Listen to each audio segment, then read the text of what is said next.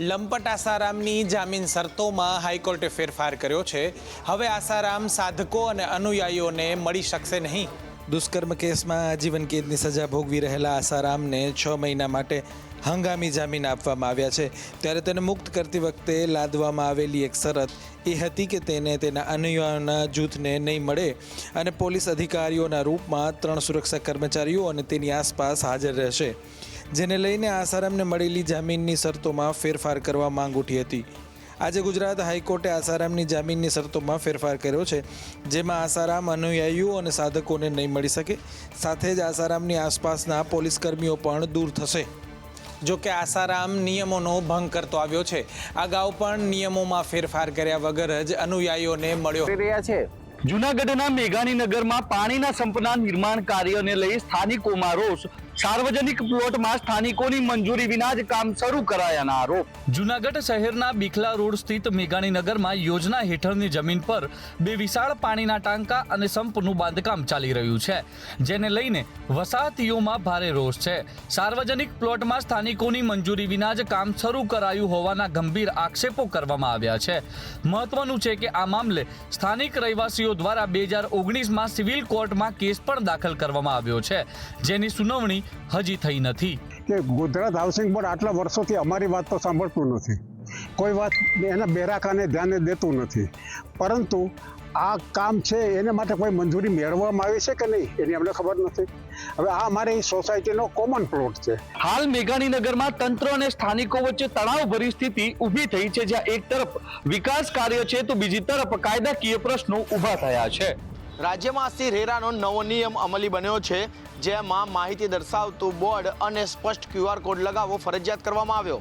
રાજ્યના real estate ક્ષેત્રે પારદર્શિતા અને ગ્રાહક સુરક્ષાને વેગ આપવા માટે Gujarat real estate regulatory authority દ્વારા એક મહત્વપૂર્ણ નિર્ણય લેવામાં આવ્યો છે।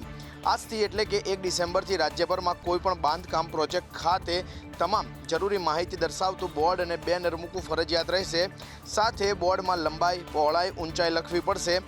એમેનિટીઝ, રેરા નંબર, રેરા કલેક્શનની માહિતી લખવી પણ ફરજિયાત રહેશે। આ ઉપરાંત લોન અને બેંક વિગતોની માહિતી પણ લખવી પડશે। આ નિર્ણયથી દુકાન, મકાન ખરીદવા ઈચ્છતા ગ્રાહકોને પ્રોજેક્ટ સંબંધિત તમામ માહિતી સરળતાથી મળતી રહે અને સ્પષ્ટપણે ઉપલબ્ધ પણ થશે।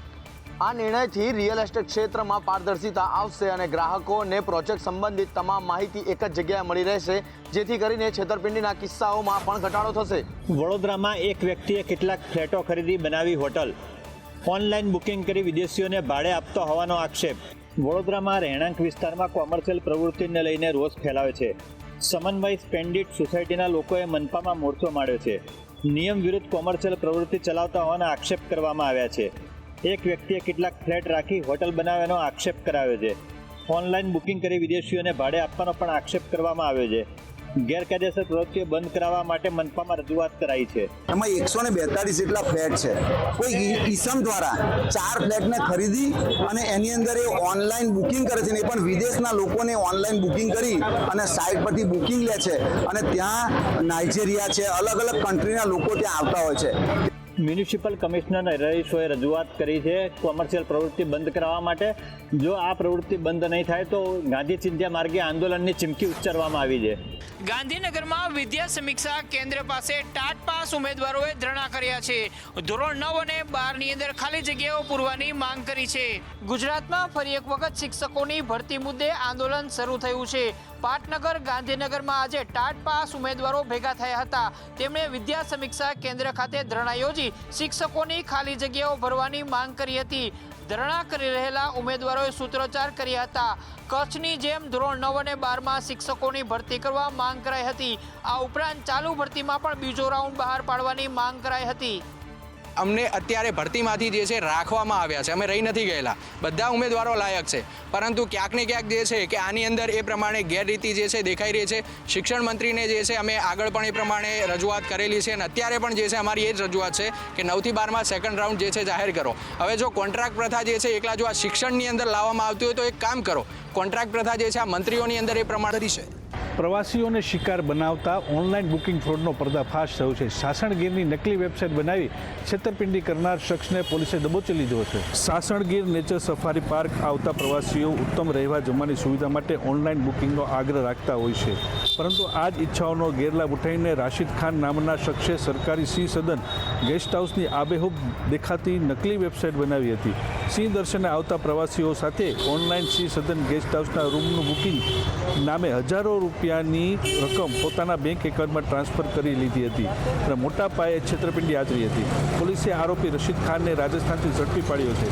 આરોપી પાસેથી 2 મોબાઈલ જપ્ત કરવામાં આવ્યા છે. આરોપીએ જગન્નાથ મંદિર, શ્રીધામ આશ્રમની પણ નકલી વેબસાઇટ બનાવી હતી. અત્યાર સુધી છેતરપિંડીની 20 ફરિયાદો સામે આવી હતી. વન વિભાગ દ્વારા પ્રવાસીઓને અપીલ કરવામાં આવી છે કે તેઓ સિંહ સદનના રૂમનું બુકિંગ માટે કોઈ પણ ઓનલાઈન વેબસાઇટનો ઉપયોગ ન કરે અને માત્ર વન વિભાગના કાઉન્ટ પરથી જ કરંટ બુકિંગ કરાવે. સાયબર ફ્રોડ કરવા માટે જાણીતી ચાઇનીઝ ગેંગને સિમ કાર્ડ સપ્લાય કરનારો મુખ્ય સાગરીત ઝડપાયો છે. આ સાગરીતે અત્યાર સુધીમાં ચાઇનીઝ ગેંગને 1500થી વધુ સિમ કાર્ડ સપ્લાય કર્યા છે.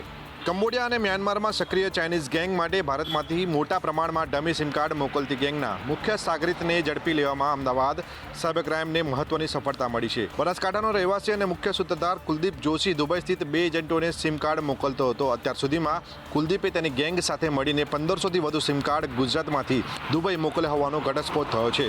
સાયબર સેલના અધિકારીઓએ કરેલી પ્રાથમિક તપાસમાં સિમ કાર્ડ સપ્લાયના કૌભાંડમાં મોબાઈલ સર્વિસ કંપનીના એજન્ટોની ભૂમિકા શંકાસ્પદ રહી છે. તાજેતરમાં જ અમદાવાદ સાયબર ક્રાઇમે આ જ કેસમાં વિજય રાવળ, શુભમ પરાડિયા, કિરણ ઠક્કરને ઝડપી લીધા છે.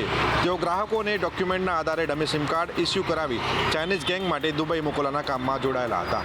ચાઇનીઝ ગેંગના અનેક એજન્ટો ભારતમાં સક્રિય છે, જે ડમી સિમ કાર્ડ અને ડુપ્લિકેટ એકાઉન્ટ ખોલવા માટે મદદરૂપ થાય છે. આવા એજન્ટોને પકડી પાડવા માટે પોલીસે વધુ તપાસ હાથ ધરી છે. જૂનાગઢમાં કુખ્યાત બુટલેગર ધીરેન કારિયાને પકડવા પોસ્ટરો લાગ્યા. આરોપીને પકડવા પોલીસ ફૂલ એક્શનમાં. ગુજરાતનો લિસ્ટેડ બુટલેગર અને જૂનાગઢનો ધીરેન કારિયા, જેની વિરુદ્ધ અસંખ્ય ગુના નોંધાયેલા છે, તે છેલ્લા ઘણા સમયથી ઘૂસીટોકના ગુનામાં પોલીસ પકડથી દૂર છે. ત્યારે આરોપીને ઝડપી પાડવા માટે પોલીસે અંતે જાહેર જનતાની મદદ લેવાનું નક્કી કર્યું છે. પોલીસે રેલવે સ્ટેશન, બસ સ્ટેશન સહિતના અલગ અલગ સ્થળોએ વોન્ટેડ ધીરેન કારિયાના ફોટા સહિતના પોસ્ટરો લગાવ્યા છે. આરોપીને જાણ થાય તે માટે તાત્કાલિક પોલીસનો સંપર્ક કરવા માટે અપીલ પણ કરવામાં આવી છે. ગુસ્સુટેક સ્પેશિયલ કોર્ટ દ્વારા રાજકોટ દ્વારા BNS કલમ 72 હેઠળ ધરપકડ વોરંટ જાહેર કરવામાં આવ્યું છે, પરંતુ ધરપકડ વોરંટ પછી પણ આરોપી હાથ ન લાગતા BNS કલમ 82 મુજબ તેને વોન્ટેડ જાહેર કરવામાં આવ્યો છે. BNSSના કલમ 84 મુજબના જે વોરંટ ઇસ્યુ થયેલા છે તે અંતર્ગત પોસ્ટરો બનાવી અને અલગ અલગ જગ્યાએ છે એની બોલી પ્રસિદ્ધિ થાય તે માટે પબ્લિશ કરવામાં આવેલા છે.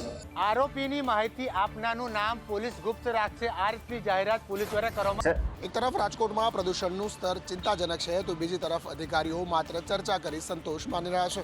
ગુજરાતમાં વાયુ પ્રદૂષણમાં વધારો ખૂબ જ ચિંતાજનક છે. રાજકોટમાં AQI 300 પાર પહોંચી ગયું છે. હવાનું પ્રદૂષણ વધતા મહાનગરપાલિકાના અધિકારીઓની એક બેઠક મળી હતી. આ બેઠક બાદ અધિકારીઓએ નિવેદન આપ્યું હતું કે શિયાળાના કારણે હવાનું પ્રદૂષણ વધે છે, સાથે લોકોને માસ્ક પહેરવાની સલાહ આપી સંતોષ માને છે. AQI સવારમાં વધારે આવવાના પણ કારણ છે, કેમ કે શિયાળો છે, ઠંડક છે, એટલે ઠંડીના કારણે જે હવાનું વજન વધી જાય, કોમ્પેક્ટ થાય હવા જે ઠંડકના કારણે, અને એ જે આખો દિવસનું જે પોલ્યુશન થયું હોય, જે હવામાં પડ્યું હોય, એ પાછું સિટીની અંદર આવતું હોય.